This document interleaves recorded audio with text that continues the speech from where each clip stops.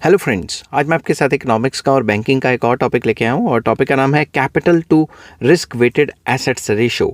इसको simple words में हम CRAR भी कहते हैं। ठीक है, तो समझना अच्छे से ये क्या होता है। CRAR which is also known as या also called capital adequacy ratio, जिसको CAR भी कहा जाता है कई जगह पे, is a measure used to check how strong and safe a bank is financially।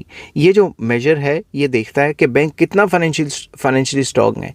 तो बैंक के पास अगर एडिक्वेसी रेशो अच्छी खासी है, अच्छा खासा पैसा पड़ा है और जो भी उसकी लाइबिलिटीज़ हैं उससे काफ़ी ज़्यादा पैसा या काफ़ी परसेंटेज में पैसा पड़ा है, तो हम ये कहते हैं कि ये बैंक सेफ़ है। तो सिंपल वर्ड्स में capital to risk weighted assets ratio या फिर capital adequacy ratio simple words में एक मेजर है जो चेक करता है कि बैंक कितना सेफ है मार्केट की फ्लक्चुएशन से।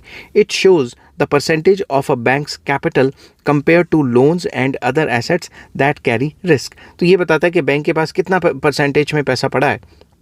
अगर वो परसेंटेज निकालें कि बैंक ने कितना लोन्स वगैरह देने और कितनी लाइबिलिटीज़ है, उसके हिसाब से कितना परसेंट पैसा बैंक के पास एट ए टाइम पड़ा है, ताकि वो फाइनेंशियली जो अप्स एंड डाउन्स हैं उनको झेल सके। ठीक है, in simple words, CRAR tells us whether a bank has enough money to cover possible losses on risky loans। कि जो भी बैंक ने रिस्की लोन्स दिए हैं उसको झेलने के लिए क्या बैंक के पास पैसे हैं कि नहीं हैं।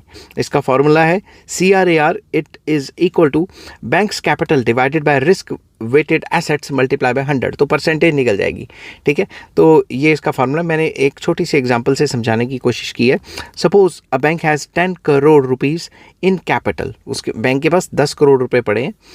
It has given risky loans worth rupees 100 crore, मगर लोन बैंक ने दे दिया 100 करोड़ का और वो भी थोड़ा रिस्की है। तो CRAR क्या हुआ, 10 divided by 100 multiplied by 100, that is 10%.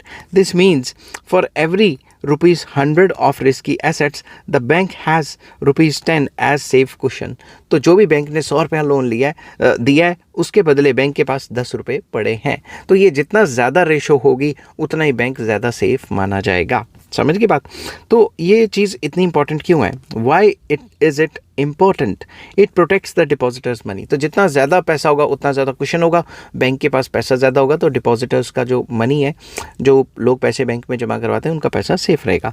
It helps to avoid bank failures, ये बैंक को फेल करने में या कोलैप्स करने में जो है अवॉइड करता है। तो जितना ज़्यादा पैसा बैंक के पास होगा उतना ही अच्छा होगा, जितनी परसेंटेज ज़्यादा होगी उतना ही सही रहेगा ना। RBI requires Indian banks to maintain a minimum CRAR of 9%। तो RBI की जो रिजर्व बैंक ऑफ इंडिया उसकी भी रिक्वायरमेंट्स है कि कम से कम 9% तो होना चाहिए। Above the global Basel 3 minimum of 8%। तो जो ग्लोबल स्टैंडर्ड्स चल रहे हैं वो 8% पे चल रहे हैं, मगर इंडिया में RBI कहता है कि भाई आपके पास मिनिमम 9% कैपिटल एडिक्वेसी रेशो या CRAR होना चाहिए, ताकि आप मार्केट के फ्लक्चुएशंस से जो है निकल सको। आई होप ये वीडियो आपको पसंद आई होगी। अगर पसंद आती है तो please like, share and subscribe. Take care, bye bye.